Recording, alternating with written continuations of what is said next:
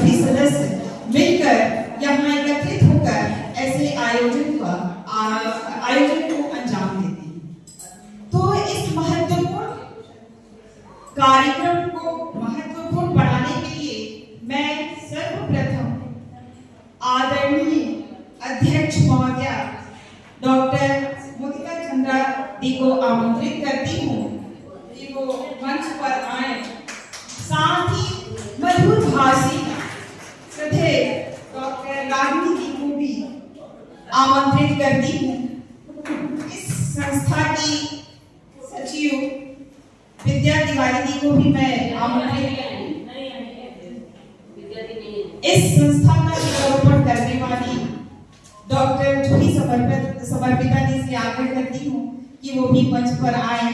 मैं उन्हें सादर आमंत्रित करती हूँ। जूही समर्पिता जी, आप सभी आए और मंच पर अपना स्थान ग्रहण करें। कार्यक्रम का शुभारंभ सहयोग के गीत से करने हेतु मैं रागिनी जी से अनुरोध करती हूँ कि वो आए और अपनी गीत की प्रस्तुति सहयोग गीत, और इसकी रचना करने वाली रागिनी जी है और स्वर देने वाली भी रागिनी है। तो अपने सुरों से इन्होंने सजाया है सहयोग गीत को।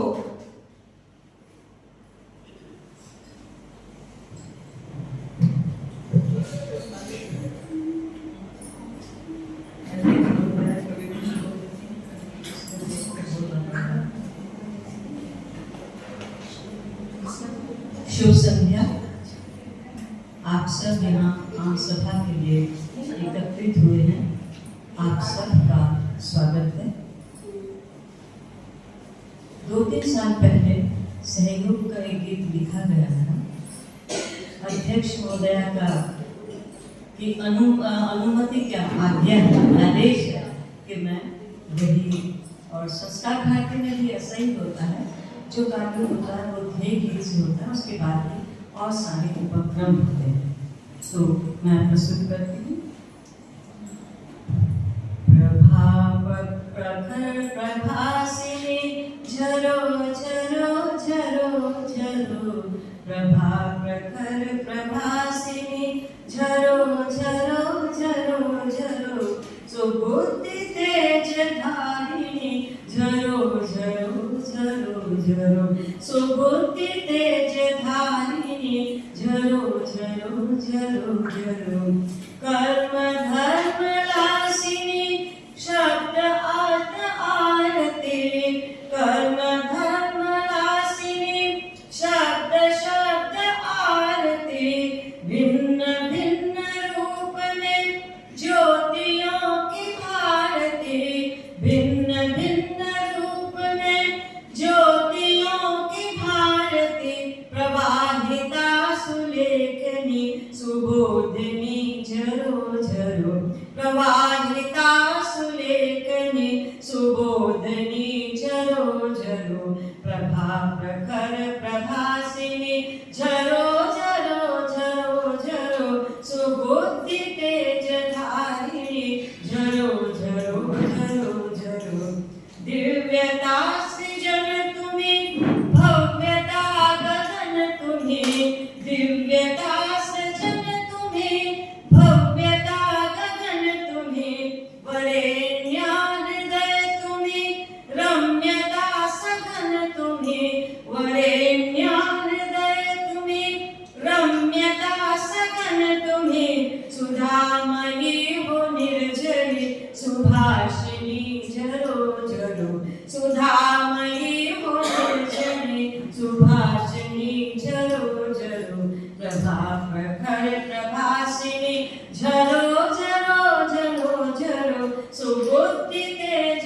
धारिणी झरो झरो झरो झरो, कौंधती जो बिजलियां समर्पिता तुझे रही, कौंधती जो बिजलियां समर्पिता तुझे रही, छल छलकती गागरी सुवत्सला सदा रही, छल छलकती गागरी सुवत्सला सदा रही, शिवा शिवा शिवांगिनी प्रमोदिनी झरो झरो शिवा शिवा शिवांगिनी प्रमोदिनी झरो झरो प्रभा प्रखर प्रभासिनी झरो झरो झरो झरो सुबुद्धि तेज धारिणी झरो झरो झरो झरो झरो झरो झरो झरो झरो झरो झरो झरो जय सदैव।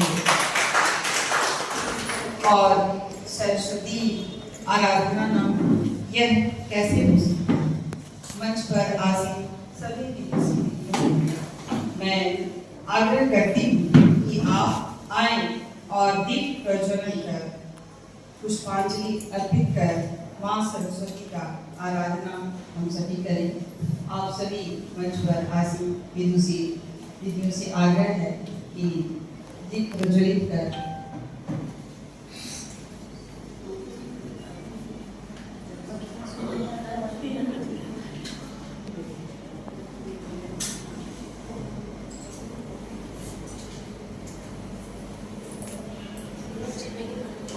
जलाओ दीप वे जिसमें ज्ञान की खुशबू महकती हो, सजाओ शब्दों वो जिनमें दिलों की प्यास बुझती हो।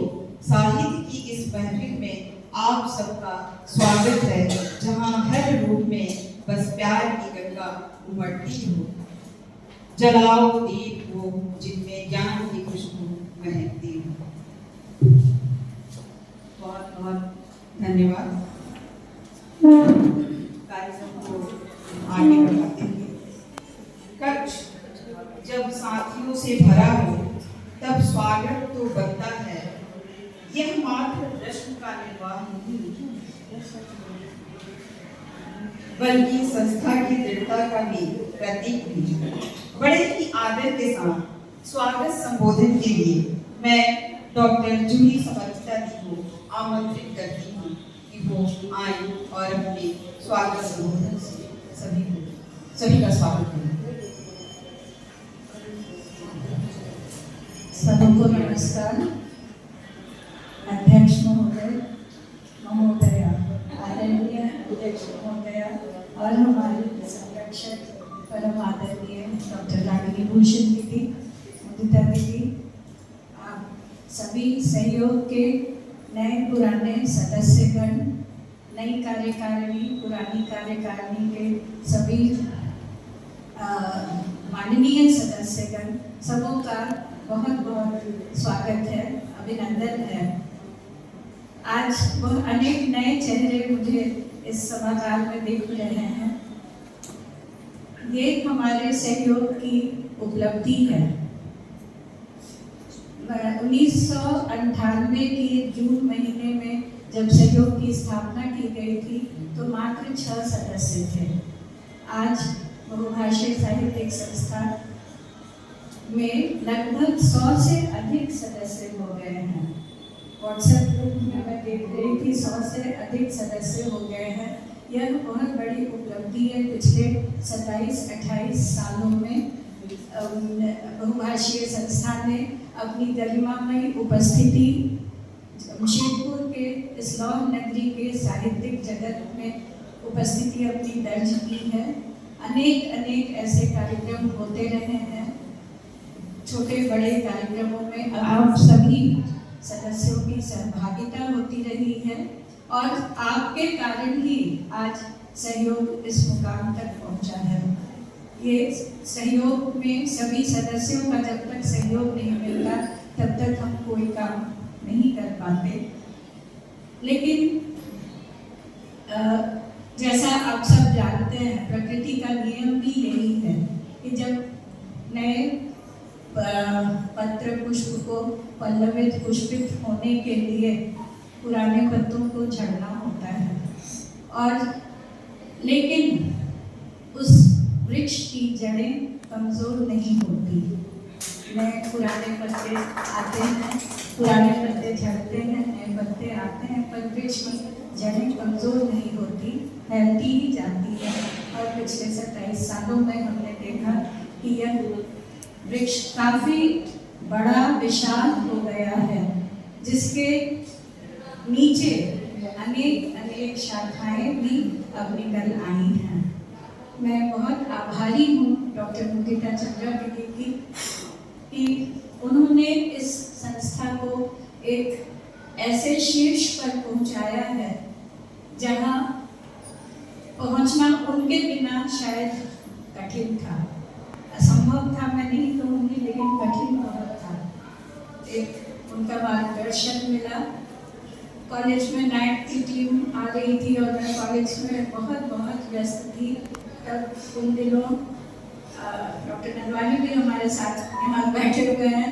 उन्होंने कहा था कि नहीं, मुदिता जी को ही अध्यक्ष बनना चाहिए। नए सदस्यों को मैं बता दूं कि इस संस्था में कभी भी किसी भी तरह का चुनाव नहीं होता, मनोनीत सदस्य होते हैं और यह आपस का प्रेम है, भाईचारा है, आपस की अंडरस्टैंडिंग है, जिसके कारण हम जिसको भी मनोनीत करते हैं उसके मार्गदर्शन में फिर पूरा का पूरा परिवार चलता है।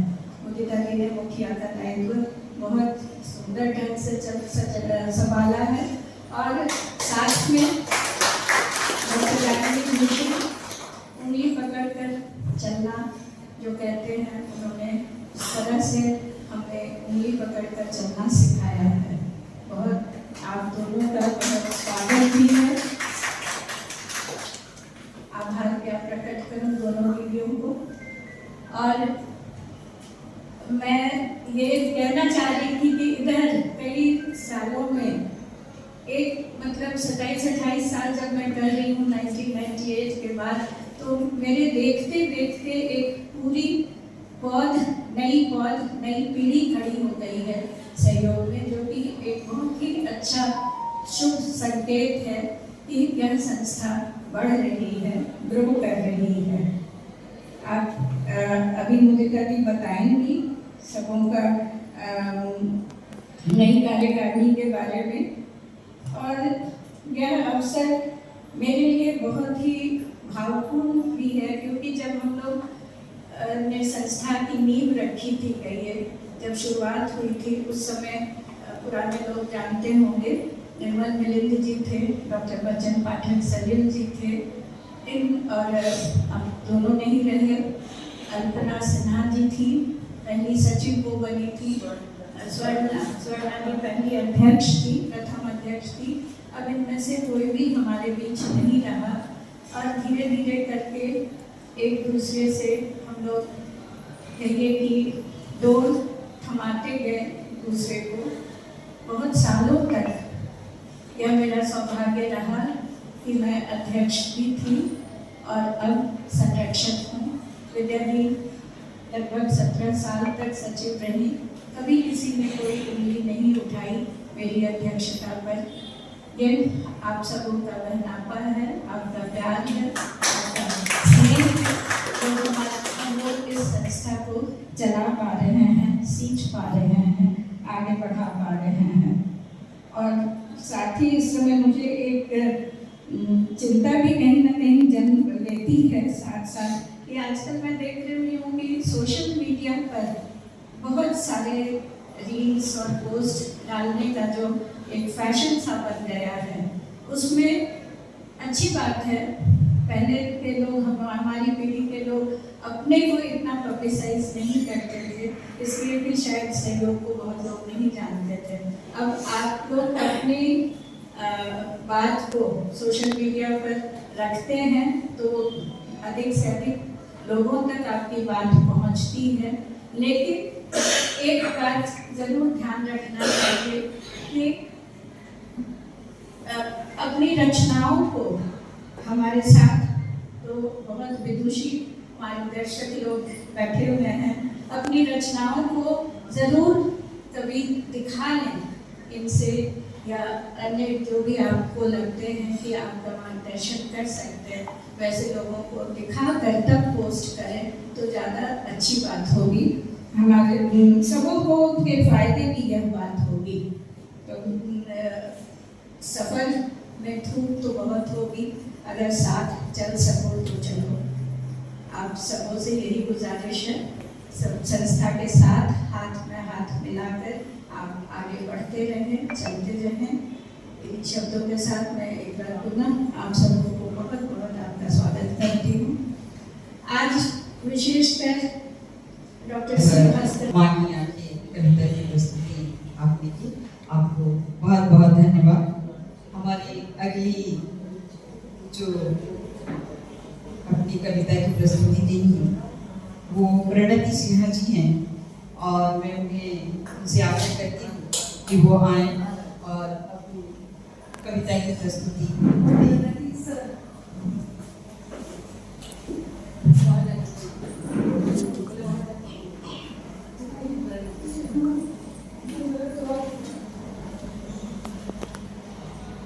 जैसी जितनी भी दीदियाँ हैं उनको भी मेरा बहुत अभिनंदन और प्रणाम।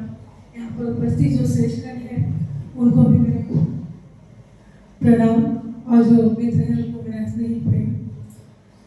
मैं सेवक से जुड़ी हूँ। आज मेरा पहला दिन है मीटिंग में और मैं डिप्टी कविता पढ़ रही हूँ। मैं बहुत हर्ष अंदर से खुशी अनुभव कर रही हूँ उस चीज़ के लिए कि मैं इसलिए खुशी हो रही है कि मैं कविता पढ़ूंगी। इतने अच्छे बुद्धिजीवी वर्ग के लोग जो हैं इसमें जुड़े रहते हैं, उनसे मिलने का मौका मिलता है और इससे मेरा भी तरक्की होता है, मैं भी आगे बढ़ती हूँ। इसके लिए मैं बहुत खुश हूँ। तो मैं अपनी कविता पढ़ती हूँ।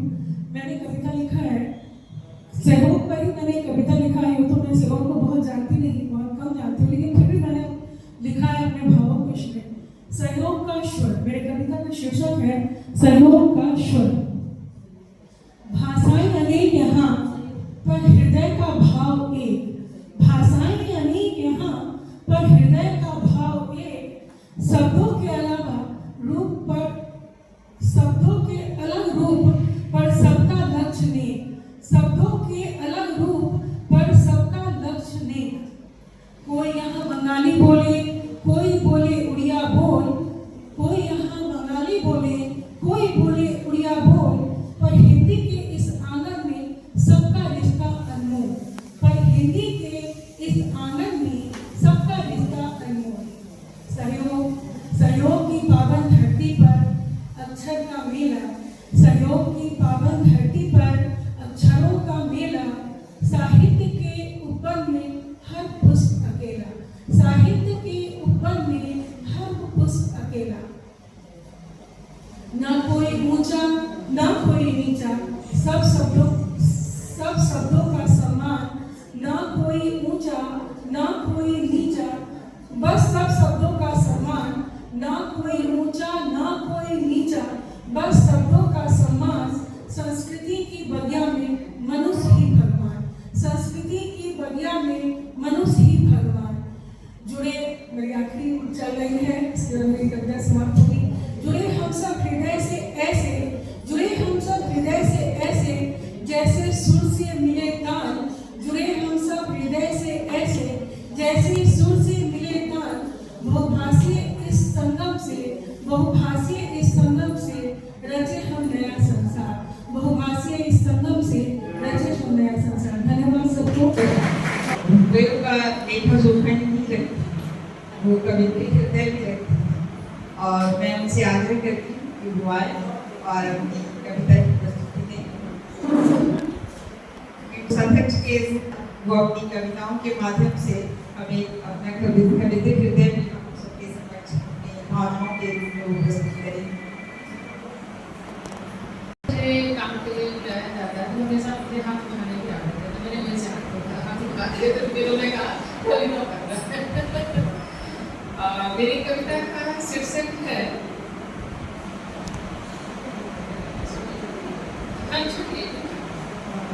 मेरी कविता का शीर्षक है चाय। मोदी जी की चाय नहीं, सिर्फ चाय। सिर्फ चाय नहीं है साहब, चाय सिर्फ चाय नहीं है साहब। प्रेम का बंधार है चाय, अपनापन की पहचान है चाय। संबंधों की प्रगाढ़ता है चाय, मान सम्मान का प्रतीक है चाय। चाय सिर्फ चाय नहीं है साहब। चार बुजुर्गों के बतियाने का बहाना है चाय। चार बुजुर्गों के बतियाने का बहाना है चाय। एकता अखंडता को बनाए रखने में सक्षम है चाय। राजनीति मुद्दे पर बहस करने के लिए काफी है एक कप चाय, चाय सिर्फ चाय नहीं है साहब। पति पत्नी के प्यार के मनोहार, पति पत्नी के प्यार की मिठास है चाय। तो पति पत्नी के प्यार का मिठास है चाय, सास बहू के प्यार का मनोहार है चाय, और यह संबंधों को जोड़ती है चाय से चाय नहीं है साहब।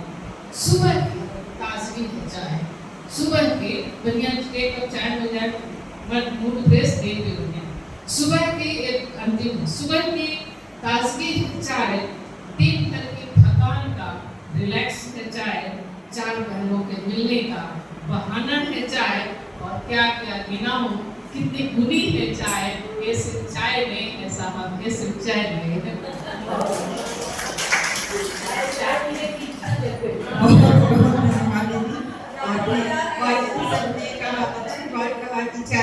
इच्छा होगी, तो आपने चाय के माध्यम से बहुत बातों को दर्शा दिया, तो मैं आपको हृदय से धन्यवाद देती हूँ पुष्पांजलि जी। और आइए उनकी कहानियों का आनंद लें हम लोग। तो मैं इन्हें सारा आमंत्रित करती हूँ कि वो आए और अपनी कहानी हमें सुनाए।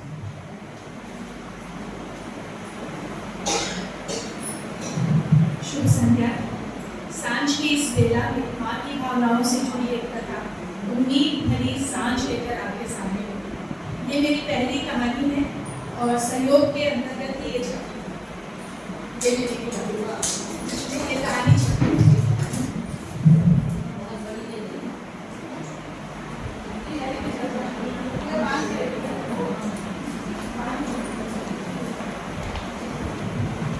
उम्मीद भरी सांझ। सांझ की बोली बेला नारंगी रोशनी बिखेर चुकी, चारों ओर रंगीन बत्ती और लाइट, गेंदे की माला से सजी रेलिंग और दीवार, आम पत्ते के तोरण से सजे दरवाजे घर के सौकोट और खुशनुमा माहौल की सूचना दे रहे हैं। घर की सुंदर सजावट स्वर्ग लोक का एहसास करा रही है। यह सब संकेत था आने वाले शुभघड़ी और मंगल कार्य का। तभी इन सबको निहारती मुक्ता का हॉल में प्रवेश होता है। जी भर इन सबको देखती, खुश होती, निरीक्षण करती मुक्ता की पैनी नजर एक एक चीज की बारीकी से मुआयना कर रही, कहीं कुछ कमी न रह जाए। हर तैयारी 100% सही हो, ऐसी दिली तमन्ना थी मुक्ता की। वो भी मुक्ता आज उसकी नन्ही गुड़िया दुल्हन जो बनने वाली थी। 28 वर्षीय उसकी बेटी सिया का आज ब्याह था और बारात के आने का समय हो रहा था। सभी मेहमान अपने में मस्त थे, हर किसी को अपनी तैयारी भी चल रही थी। पुरुष शेरवानी, कुर्ते, पायजामे, कोट पैंट में जच रहे थे और स्त्रियां विभिन्न परिधानों में सजकर स्वर्ग लोक की अप्सरा सी समा बांध रही थी। किसी ने भारी कीमती साड़ी पहनी थी, तो किसी ने लहंगा। बच्चियां भी रंग बिरंगे आधुनिक परिधानों में सच संभल कर चटक रही थी। सबने परिधान से मैच करता ज्वेलरी भी पहन रखा और एक दूसरे से पूछ कर अपनी तैयारी की तसल्ली कर रहे। वातावरण में शहनाई की मधुर ध्वनि गूंजने लगी थी और लजीज पकवानों की खुशबू आनी शुरू हो गई। सबका मुआयना करने के बाद निश्चिंत होकर मुक्ता अब सिया के कमरे में गई, जहाँ सुर्ख लाल जोड़ा गहनी चूड़ियों और गजरों से सजी सिया बैठी। आज वो बिल्कुल परी सी लग रही। कुछ देर मुक्ता उसे अपलक निहारती ही रही। थोड़ी देर बाद जब उसका ध्यान टूटा तो उसने अपने कलेजे के टुकड़े को छाती से लगाया, फिर अपनी आंख का काजल लेकर उसे नजर न लगने का टीका लगाया। मुक्ता 28 वर्ष को यादों में गलियारे में डूबने भरने लगी और उसे सी नर्सिंग होम का वो कमरा नंबर 6 याद आ गया, जहाँ नर्स ने एक नन्ही सी जान को लाकर उसकी गोद में डाला और उस दिन उसके जीवन को एक नया अनमोल रिश्ता, नया एहसास मिला। तब से आज तक उसने अपनी यादों को बड़े प्यार और दुलार से पाला। कोशिश की थी एक अच्छे इंसान के सभी मानवीय गुणों से उसे पूर्ण करने। उसकी बेटी व्यवहार और पढ़ाई दोनों में सुगढ़ और अव्वल। आज उसकी बेटी एक IAS अधिकारी। उसकी लाइफ अच्छे और सफल युवक विवेक का चयन उन्होंने अपने दामाद के रूप में किया। उसके फैसले से उसकी बेटी भी सहमत और प्रसन्न हुई। तभी नीचे हॉल से बारात आ गई कि जोर की आवाज आई, मुक्ता मुन्ना इसका के ललाट को प्यार से चूमा और नीचे उतर गए। मंगल गीत, परीक्षण और रस्मों रिवाजों का सिलसिला शुरू हुआ। साथ ही हंसी मजाक, नोक झोंक भी शुरू हो गया। बारात द्वादली, नेम, गीत, हंसी और विभिन्न रस्मों की अदायगी के बाद बारात के भीतर प्रवेश किया। फिर एक एक कर गौरी पूजा, कार्तिका पूजा, जयमाला, मेवे और सिंदूरदान जैसे पवित्र रस्मों के साथ बात संपन्न हुई। सिया और विवेक को एक साथ एक मुन्ना मन खुश हो रही थी। मेहमान और रिश्तेदार की परवरिश की तुलना सीताराम की जोड़ी से कर रहे। खान पान, आदर सत्कार, हंसी मजाक, नोक-झोंक, मंगल गीत और रस्मों के बीच रात ऐसे भी कोई पता नहीं चला। सुबह को पड़ने के साथ जैसे ही सूरज की पहली किरण ने दस्तक दी, रंगीन बत्ती और लाइट की रोशनी इस अक्षय उजाला के सामने फीकी लगने लगी। विदाई का समय आ पहुंचा। माहौल भारी सा हो रहा था। विदाई की रस्में शुरू हो चुकी। एक माँ का मन अनजान युवक के साथ एक अनजाने परिवार और माहौल में बेटी को भेजने थोड़ा डर रहा था। ऐसे में विवेक के साथ सिया को विदा करने से जब मुन्ना ने आशीष देते हुए कहा कि तुम दोनों सदा साथ रहो, खुश रहो, तो आशीर्वाद पाकर अभिभूत होते हुए विवेक ने मुन्ना से कहा, माँ, मैं आज से पहले भी एक बार यहाँ आ चुका हूँ। इस बात को सुनकर मुन्ना हैरान हो गया। तब विवेक ने 14 वर्ष पहले की एक शाम की याद दिलाते हुए मुन्ना से कहा कि उस शाम को मैं ही सिया को लेकर आपके घर आया था। अब मुन्ना के मन से सिया के लिए चिंता, डर और आशंका दूर हो चुकी। उसे पूरा भरोसा हो गया कि विवेक का नाबाद के रूप में उसका चयन बिल्कुल सही है। सिया को एक भला और नेक इंसान जीवन साथी के रूप में मिला है, जो उसका पूरा ख्याल रखेगा, दुख सुख में उसका साथ देगा और उसे हमेशा खुश रखेगा। सिया के जाने के बाद एक एक कर मेहमानों ने भी अपने घर लौटना शुरू किया। शाम होते होते केवल रिश्तेदार ही बचे।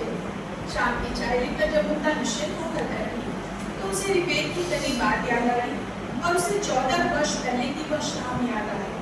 रात के 8 बजे थे। मुन्ना बेचैन और डरी सी बाहर बरामदे में टहल रही, मानो अपने बड़े बड़े कदमों से बरामदे को ढक रही थी। 14 वर्षीय उसकी बेटी सिया कोचिंग से अब तक नहीं लौटी। कोचिंग सेंटर का फोन भी नहीं लग रहा था। घड़ी की टिक टिक उसकी बेचैनी को बहुत अधिक बढ़ा रही थी। उसे लग रहा था कि घड़ी पौधों की अपेक्षा अधिक तेजी से चल रही है। मुन्ना के मन में आशंकाओं का ज्वार सा उठ रहा था। उसके कदम थमने का नाम ही नहीं ले रहे थे। तभी किसी गाड़ी के रुकने की आवाज सुनाई। मुन्ना ने देखा बाइक से उतरकर किसी के साथ सिया आ गई। आस आते ही वह मां से पड़कर रो पड़ी। मुन्ना ने उसे संभाला और घर के अंदर ले गया। वहाँ सिया को बैठाया और पानी पिलाकर शांत करने की कोशिश की। थोड़ा स्थिर होने के बाद सिया ने बताया कि घर लौटते समय कुछ बदमाशों ने उसे घेर लिया था और उसके साथ बदतमीजी करने लगी। तभी एक अन्य लड़के ने आकर उसकी मदद की और वही उसे सुरक्षित घर लेकर आया। उस लड़के ने यह भी कहा कि उसकी भी सिया जैसी एक छोटी बहन है। सिया की बात सुनकर मुन्ना 25-26 साल पीछे अतीत के गलियारे में जा पहुंची। उसे उस दिन की याद आ गई जब ऐसी ही एक खबर अखबार में पढ़कर उसकी माँ के माथे पर चिंता की लकीर उभर आई और भरे मन से दुख के साथ उन्हें कहा था, पता नहीं कब हमारी सोच बदलेगी, कब तक बेटियों की सुरक्षा को लेकर नहीं परेशान होना पड़ेगा। इस समस्या का अंत आखिर क्यों नहीं होता, जबकि लगभग हर घर में बेटा और बेटी दोनों हैं। क्यों नहीं हम बेटी के साथ बेटे को भी संस्कारी बनाते? बेटा बेटी के लिए अलग नियम क्यों है? बेटे को संस्कारी बनाकर हम एक साथ कई बेटियों को सुरक्षित कर सकते हैं। घी के लड्डू टेढ़ो ढलो और बेटे पर सब छसता है वाली सोच से जब हम ऊपर उठेंगे तभी इस समस्या का समाधान हो पाएगा और बेटा बेटी समान रूप से आगे बढ़ सकेंगे। तभी बेटी की माँ भी चिंतामुक्त हो पाएगी। माँ, इस आवाज से मुद्दा वर्तमान में वापस लौट आई। सिया उसे आवाज दे रही थी। मुद्दा को लगा उसकी माँ की बात अब सच हो रही थी। तभी तो किसी माँ के संस्कारी लाल ने आज उसकी बेटी की मदद की। शुभारंभ हो चुका है। जब बेटी के साथ बेटों को भी सुसंस्कार दिए जाएंगे और उन्हें सबक से पहले एक अच्छा और सच्चा इंसान बनाने की कोशिश की जाएगी। मुक्ता ने आशा और संतोष से उस बच्चे को देखा और जी भरकर उसे शुभाशीष दी तथा उसकी तारीफ। उस समय उस बच्चे के रूप में मानो से भविष्य की सुंदर तस्वीर दिखाई दे रही। एक माँ के सपूत ने उसे उम्मीद की नई रोशनी दिखाई। कुछ घंटे पहले तक जो सांझ से भारी, लंबी काली, डरावनी और आशंकाओं की गति से बुरी लग रही थी, अब उसके सिर से उम्मीद की किरण उठती नजर आ रही। ऐसी किरण जो आशंकाओं के अंधेरे का नामोनिशान मिटा दे। इस भरोसे के साथ कि यह एक उम्मीद भरी सांझ है जो सुहानी सुबह लेकर आएगी, हरी चैन की सांस।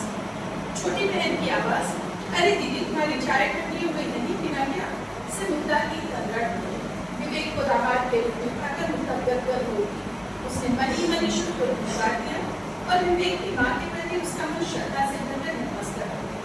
उसे यकीन हो गया कि समय के साथ लोगों के विचार बदल रहे हैं।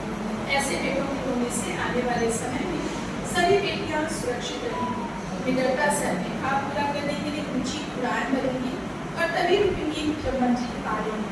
अर्थात यह उम्मीद भरी सांझ है। हम लोगों के समक्ष प्रस्तुत करेंगे निशित सिन्हा जी। मैं उनसे आग्रह करती हूँ कि वो आए मंच पर। सादर आमंत्रित हैं आप। और मुझे अपॉर्चुनिटी देने के लिए अगेन बहुत ज़्यादा धन्यवाद। तो मैं ज़्यादा कुछ बड़ी कविता कहूँगा नहीं, और कविता लिखता भी नहीं हूँ जिससे कहता हूँ। जैसा कि उन्होंने पढ़ा करते हैं कि नहीं मन नहीं मन किताब लगी ना तो सुनित नहीं है लोग समाज के लिए हुए। तो ये मेरा फर्स्ट एक्सपीरियंस रहा है। बहुत बार हम बहुत कुछ शेयर करते हैं, अल्टीमेटली फाइनली ये करता है कोई फायदा नहीं। और तो ये इंट्रोस्पेक्शन है। कभी लोग बोलते हैं कि आप खुश कैसे रहते हैं, बस ख्याल नहीं। ये मत बोलो मैं फिक्र नहीं करता, ये मत बोलो मैं फिक्र नहीं करता। हाँ ये सच है, फिक्र का जिक्र नहीं। न शिकायतें की न परेशान रहा, न शिकायतें की न परेशान रहा, बदलते मंजर में भी प्रेमी बन जाना। जिक्र करके कहते तो क्या कहते, जिक्र करके कहते तो क्या कहते, बेफिक्री से जब जान पहचान। और अंतिम लिखे हैं, यूं वक्त के साथ बदली है शख्सियत मेरी, यूं वक्त के साथ बदली है शख्सियत मेरी। कभी बंद खिड़की कभी खुला आसमान रहा। हाँ ये सच है, फिक्र का मैं जिक्र नहीं करता है, बदलते मंजर के लिए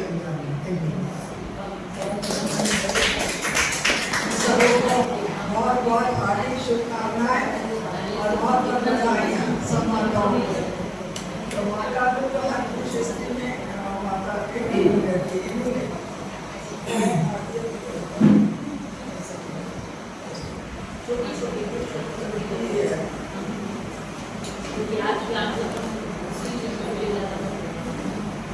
माताएं दुआ देती हैं, दुआ देती हैं। दुआ का जी आप असर देखिए, दुआ का जी आप असर देखिए। मानव जीवन ग्यारह तब देखिए, मानव जीवन ग्यारह तब देखिए। माता की जिगर का दुआ देखिए। घर में पालती किस कदर देखिए, घर में पालती किस कदर देखिए। नन्हे कदमों को चलना सिखाए, रूप मिठाए, बलिया संग देखिए, बलिया संग देखिए। पिता की दुआ से बनाते गगन, सजाते जीवन असर देखिए, सजाते जीवन असर देखिए। शिक्षक जानकर दीपक जलाए, जिज्ञासा सुझाए उलट देखिए। प्रभु के चरणों में मन क्रम डाले, उसकी दुआओं का महत्व देखिए, उसकी दुआओं का महत्व देखिए। दुआ से ही जीवन कर है सफल, दिल में सजाए यारा लगन देखिए। दुआ ही संकट में हिम्मत बने, दुआ ही संकट में हिम्मत बने। चले सत्यराहों पर जब तुम्हें देखिए। करती है दुआ श्रेया जन्मन के लिए, श्रेया मेरा नाम रखा मैंने साहित्य। करती है दुआ श्रेया जन्मन के लिए, जीवन देश उत्तम बने प्रभु देखिए, प्रभु देखिए। बहुत बहुत कार्यक्रम को आगे बढ़ाते हुए अध्यक्ष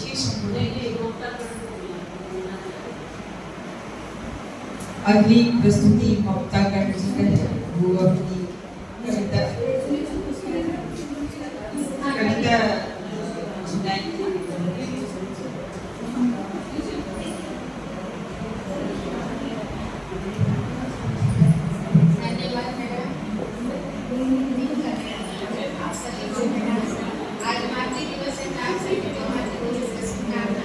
लेकिन मेरी कविता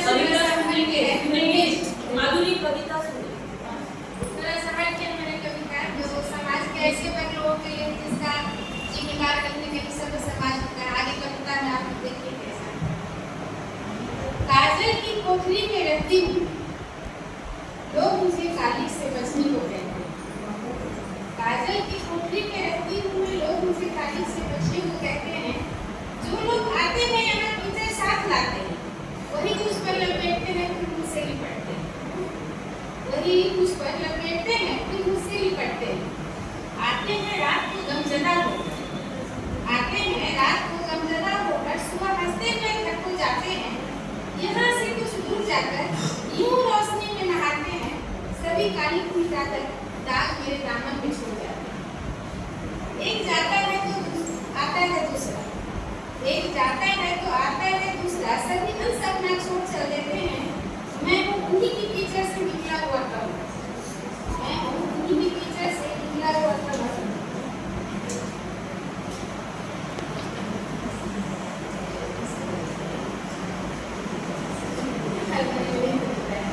नहीं है कोई पहचान मेरी, नहीं है कोई पहचान मेरी, पूछते हैं लोग मुझसे वजूद मेरा, पूछते हैं लोग मुझसे मेरा वजूद। उफ ये कैसा गंध है, उफ ये कैसा गंध है, आखिर कौन हूँ मैं, कोई बतलाता तो नहीं।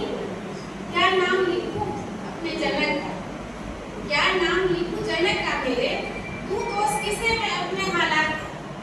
जो लोग आते हैं दुनिया में पाप तो करते हैं सभी कभी न कभी, जो लोग आते हैं दुनिया में पाप तो करते हैं सभी कभी न कभी, फिर नहाकर जानवी में पाप को बहा देते हैं और धर्म अधिकारी कहलाते हैं।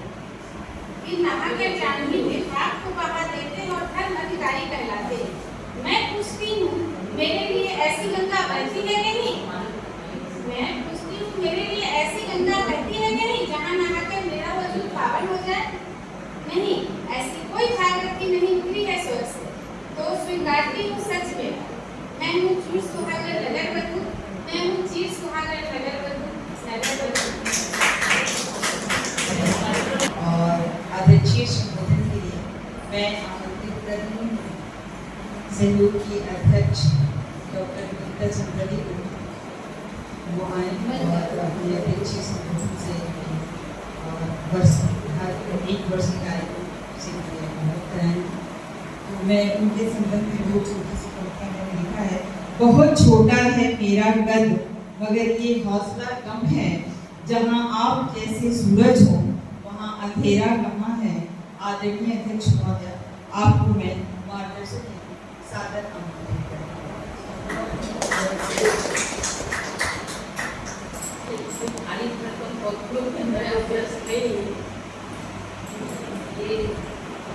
सामने हरे भैया बैठे हैं, राजू जी बैठे हैं। राजू जी की उंगली पकड़कर मैंने सीखा है, वही मैंने सहयोग किया। जब मैं तुरंत 2 महीने हुए थे मुझे एमए पास की हुई, और मैं ग्रेजुएट कॉलेज में जब ज्वाइन हुई थी तो कैसे बैठते हैं, कैसे टीचर्स को जाके क्लास में बताते हैं, कैसे अनाउंसमेंट करते हैं, कैसे अपनी बात को रखते हैं, ये सारा चीज़ मैंने उनसे ही सीखी। तो जब वो मंच में होती हैं और इस महत्वपूर्ण पद पर आकर मुझे कुछ करने के लिए कहा जाता है, तो आप सच मानिए साड़ी के नीचे मेरे पैर कांपते हैं। क्योंकि उसके बाद जो मेरा रिसेप्शन होगा, मेरी चीट फाड़ होगी, वो मैं जानती हूँ कि उसके बाद वो मुझे जरूर बताएंगी कि सब कुछ अच्छा बोली लेकिन ये नहीं, ये अच्छा बोली लेकिन ऐसा होना चाहिए। तो वो मैं जानती हूँ, लेकिन यही सब सीख कर मैं आज इतनी हिम्मत के साथ आप लोगों के समक्ष आने का साहस किया। 3 वर्ष, ठीक 3 वर्ष अप्रैल महीने में जूली के घर में बैठी थी और अचानक नंदवानी जी थे, विद्या दी थी, कुछ और समूह के सदस्य थे। उन्होंने मैं देर से पहुंची थी और तुरंत मेरे ऊपर आक्रमण हो गया कि तुम्हें अध्यक्ष का पद देना। न कविता करना जानती हूँ, न कहानी करना जानती हूँ, न किसी साहित्यिक गोष्ठी में कभी मैंने भाग लिया था, और इतने बड़े बड़े दिग्गज रचनाकारों के समक्ष अध्यक्षता के पद पर बैठने की हिम्मत कहाँ से जुटाई होगी, आप अपनी सोच सकती हूँ। जब जब भी मैं इन लोगों को सामने देखती थी तो ऐसा लगता था कि एक कौवा हंस का मोर का पंख लगा करके उसकी चाल चलने की कोशिश कर रहा है। लेकिन आप लोगों की बातें सुनते, आप लोगों की रचनाओं को बुनते, आप लोगों की रचनाओं को छपवाते, कवि और कहानीकार तो नहीं बन पाई, लेकिन साहित्य की रसिक जो पढ़ाती थी, लेकिन अब उसे उसका रसास्वादन करना सीख गई। मार्क्स के लिए पढ़ना, पढ़ाने के लिए पढ़ना और एक आनंद के लिए पढ़ने में बात बिल्कुल अलग अलग है। ये 3 वर्ष मैं इस दृढ़ संकल्प के साथ आई कि मेरे अंदर जो है उसे मैं सहयोग करूँ। मेरे अंदर कविता करने की कला, कहानी लिखने की कला नहीं है, लेकिन प्राचार्य के पद पर, डीन के पद पर, शिक्षक के पद पर रहते हुए प्रबंधन की कला में सीख गई थी और उसी प्रबंधन कला से मैंने सोचा कि संदेश को एक राष्ट्रीय फलक से उठाकर अंतर्राष्ट्रीय फलक तक ले जाऊं और वो मैं कर पाने में सक्षम हुई। आज इस अंतिम वेला में मैं उस पर अपने आप को दिखा, क्योंकि हम लोगों ने एक बाल कथा प्रतियोगिता की थी जिसमें अंतर्राष्ट्रीय स्तर के लोगों ने हिस्सा लिया था और उसकी कहानियां छपी। 25 वर्ष सहयोग के, ये बहुमूल्य 25 वर्ष तो जूही, राजनीति और यहाँ सारे बैठे हुए साहित्यकारों के बदौलत आए, लेकिन उस 25 वर्ष को यादगार बनाने में मेरी एक छोटी सी आकृति काम आ गई। इस पर भी आज मैं अपने आप को एक प्रति इसी बीच होती मैं अम्मा, इसी बीच उनका जाना सहयोग के लिए ही नहीं, मेरे जीवन के लिए भी एक बहुत बड़ा सदमा ही नहीं बोलूंगी, कवि थी जो आज तक खत्म। उनकी याद में एक ऐतिहासिक कार्यक्रम करने का मौका भी मुझे मिला, जिसमें अर्जुन मुंडा जी भी आए और सब लोग आए। मुझे उसके लिए भी गर्व है कि माँ मैं तुम्हारे चरणों में कुछ पुष्पांजलि अर्पित कर पाई, इसके लिए मुझे सारे कार्यक्रमों को सुचारू रूप से चले, सहयोग की सारी साथियां हर कार्यक्रम में बढ़ चढ़कर हिस्सा ले, इसके प्रति मैं हमेशा सतर्क। कभी भी मैं नहीं चाहती थी कि मेरे प्रबंधन में कार्यक्रम, हर किस कार्यक्रम में मैंने एक को सौंपी जिम्मेदारी और उसने इतनी बखूबी से उसे निभाया कि सहयोग का कार्यक्रम अखबारों के लायक नहीं, सचमुच एक यादगार कार्यक्रम है। और यही प्रबंधन कला में मैंने सोचा कि हर चीज की एक सीमा तय होनी चाहिए। जन्म जन्मांतर तक अगर वंशानुक्रम से यदि कोई नेता बनने की कोशिश करता है तो उसकी क्या दुर्दशा होती है देखो। लेकिन घर आए लोगों को भी यदि सम्मान के साथ मुख्यमंत्री बना दिया जाता है तो उसका क्या जलवा। तो क्यों ना हम सहयोग में भी वही कार्य करें, आने वाली पीढ़ियों को जिम्मेदारी देकर। और जूही ने कहा ना कि पीले पत्तों को झड़ना पड़ता है, पीले पत्ते झड़ते नहीं हैं, वो जड़ों में खाद बन करके समा गए होते हैं, जिससे कि वो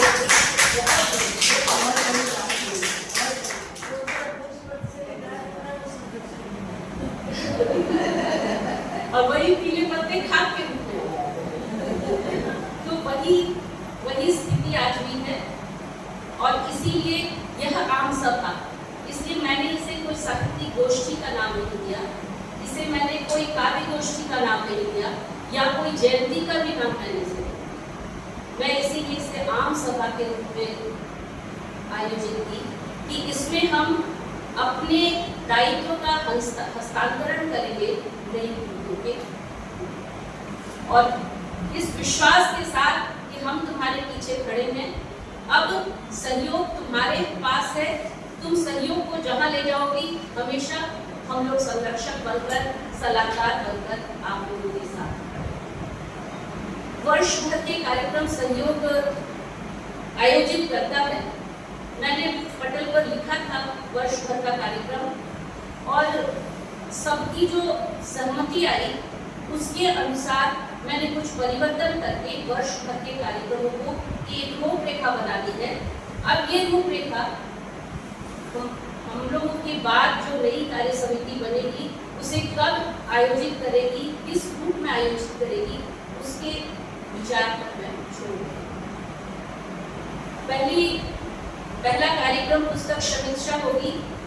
नंदवानी जी की तरफ से एक सलाह आया था कि संस्कृति के 4 अध्याय जो दिनकर की एक अद्भुत कृति है उस पर विचार विमर्श जरूर होना चाहिए। मैं कहूँगी कि पुस्तक समीक्षा के अंतर्गत इस पुस्तक को शामिल कर सकती है नई कार्यकारिणी समिति। कबीर जयंती एक कथा गोष्ठी, प्रेमचंद जयंती हमेशा रोटरी के साथ मिलकर मनाई जाती है। इस बार भी मैं चाहती हूँ कि सहयोग रोटरी के साथ ही मिलकर इसे बनाए, क्योंकि इसमें काफी भव्यता आ जाती है। और प्रेमचंद, मैं मानती हूँ कि प्रेमचंद एक ऐसे कथाकार हैं जो हम लोग कहते हैं ना कि गीता में हर कुछ मिलता है। मैं कहती हूँ कि प्रेमचंद के मानसरोवर जो है वो कर्मों की गीता है।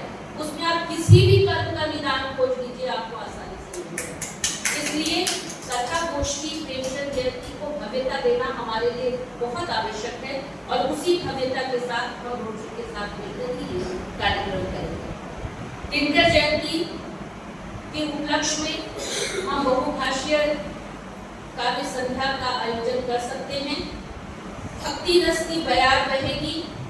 जिस समय दिवाली दशहरा होता है, त्योहारों का महीना होता है, उस समय हम भक्ति रस की का बयार बहा सकते हैं। कभी ऋतु बयार भी बहा सकते हैं। होली मिलन तो होता ही है और भोज तो होता ही है, और अंत में आम सभा के रूप में कार्यक्रम इस साल ही का अंत हो जाएगा, और आम सभा में पूरे वर्ष जो कार्यक्रम हुआ उसका लेखा जोखा प्रस्तुत करने का दायित्व अध्यक्ष और सचिव ने क्या किया और क्या नहीं। और कोषाध्यक्ष उसी आम सभा में अपने खर्च का ब्यौरा भी प्रस्तुत करते हैं कि कितना हमें आमदनी हुई थी, और सारे कार्यक्रमों को मिलाकर ये हम लोगों की ये सारे कार्यक्रम मैंने पटल पे डाल दिए थे। अब आने वाले कार्य समिति, जो नई कार्य समिति का गठन होने जा रहा है, उस नई कार्य समिति के लिए मैं इसको छोड़ देती हूँ कि वो इसकी रूपरेखा कैसे हो।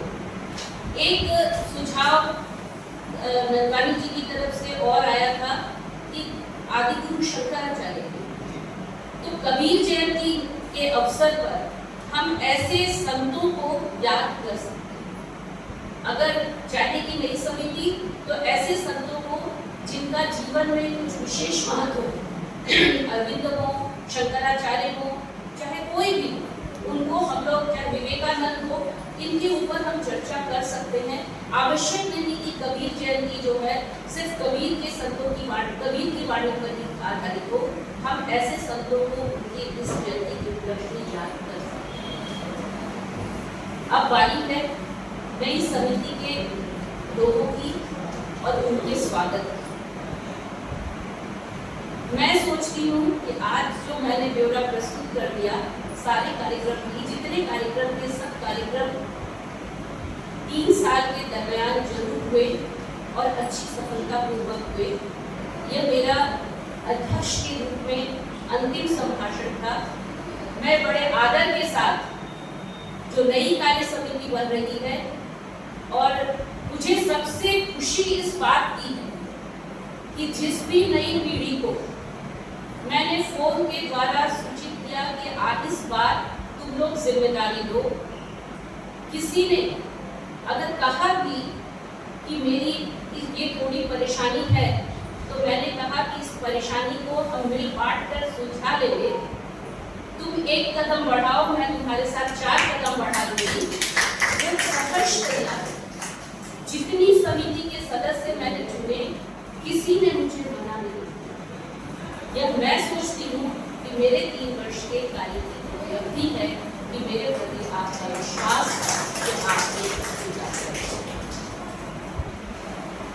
नई कार्य समिति मेरा दायित्व होगा कि अध्यक्षीय पद का दायित्व मैं अपनी बहुत प्यारी अनुजा बोलिए या मेरी ननद बोलिए या मेरी प्यारी बोलिए या सहयोग की एक पुरानी साथी बोलिए, मैं उनको सौंपना चाहती हूँ।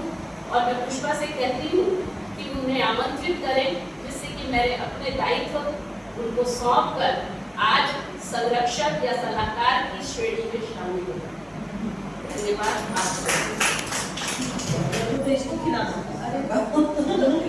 कार्यकारिणी अध्यक्ष के रूप में डॉक्टर जूही समर्पिता दी हैं और मैं राजनीति से आग्रह करती हूँ कि उन्हें इस दायित्व का निर्वहन करने का उन्हें आशीष दे। बहुत बहुत धन्यवाद दीदी। सचिव अध्यक्ष को उपाध्यक्ष कार्यकारी अध्यक्ष को ज्यादा सचिव के लिए मैं आमंत्रित करती हूँ डॉक्टर भारती कुमारी जी को कि वो आए और सचिव पद का पदभार ग्रहण करें। राजनीति और मुद्दे से मैं आग्रह करती हूँ कि उन्हें इस पद के लिए वो अपना आशीर्वचन दें। सर सचिव के लिए मुंह मीठा करते जाइए। सर सचिव के लिए डॉक्टर मंगला कुमारी, श्रीमती अरुणा झा,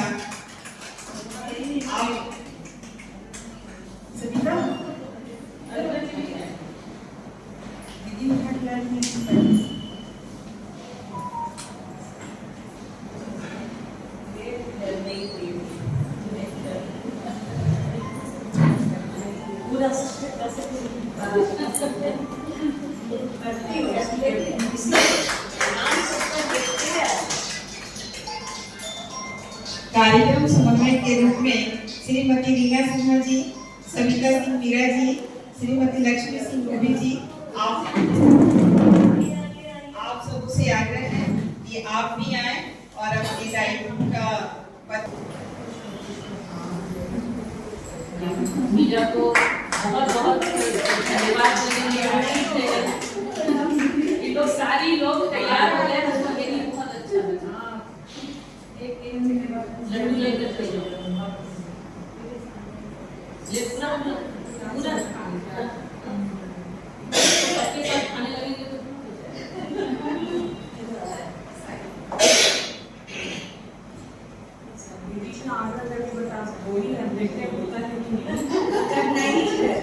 ये विशेषता है, लेकिन ये फोटोग्राफी अच्छी है, ये कल्पना बहुत अच्छी बनाती है। मैं रात को बोलती हूँ, संघ का कार्यक्रम अंदर बड़ा एग्रीको में, और मुझको लगता है इस कमरे जितनी वो और ये रोज बहुत सुंदर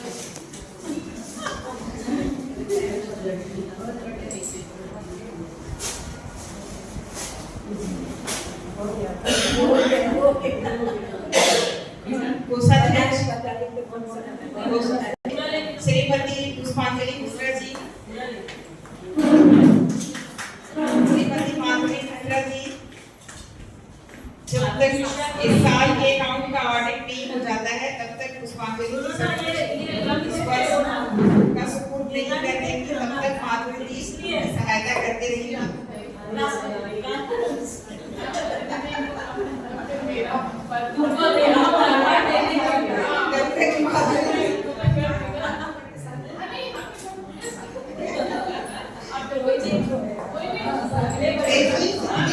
हो रही है किसी के साथ साझा करने के इसको माधुरी को आधा देना चाहिए था, लेकिन आधा नहीं कर पा रहे, इसलिए पूरा उड़ा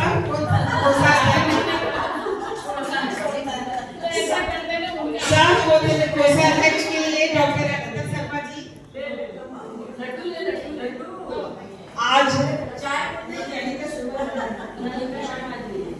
आज डिजिटल का युग है और इस युग में डॉक्यूमेंट्स एकत्रित करना, इसके लिए भी एक टीम हमारी बनी हुई है, जिसमें श्री ब्रजन मिश्र जी हैं, डॉक्टर शालिनी हैं, डॉक्टर शालिनी कुमारी, डॉक्टर हीरालाल गुप्ता।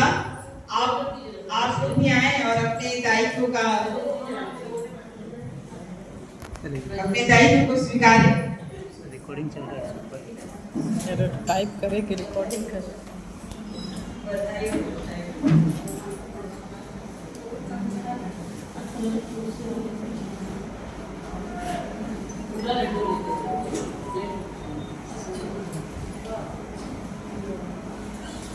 अगले जो दायित्व जिनको मिलने वाला है, प्रेस श्रीमती अन्नी अमृता जी, डॉक्टर लक्ष्मी कुमारी, सविता पॉल, आप लोग भी आ जाए और अपने पद का ग्रहण करें।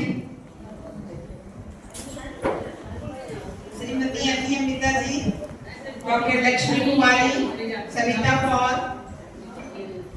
सविता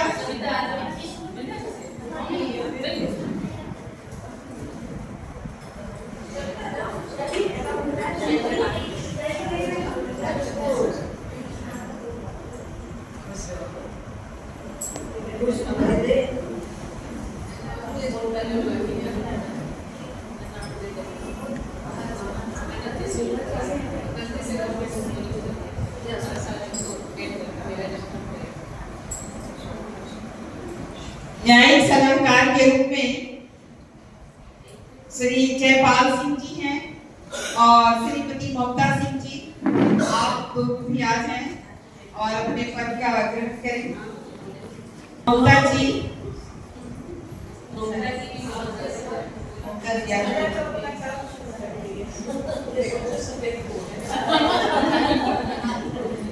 सहयोग को सफेद कोट ही रखना।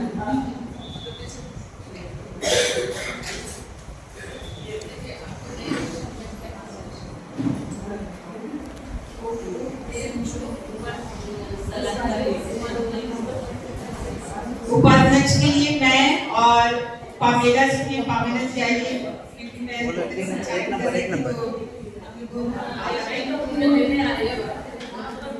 पामेला और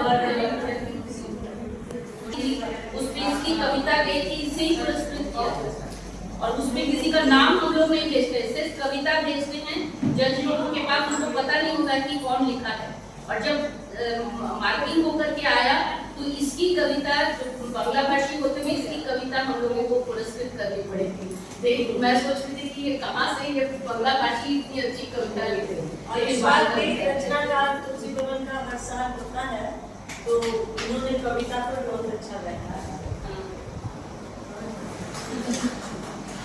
तो पुष्पा तो हिंदी की प्राध्यापिका ही है वुमेन्स यूनिवर्सिटी में, इसलिए मैं इसलिए इस समय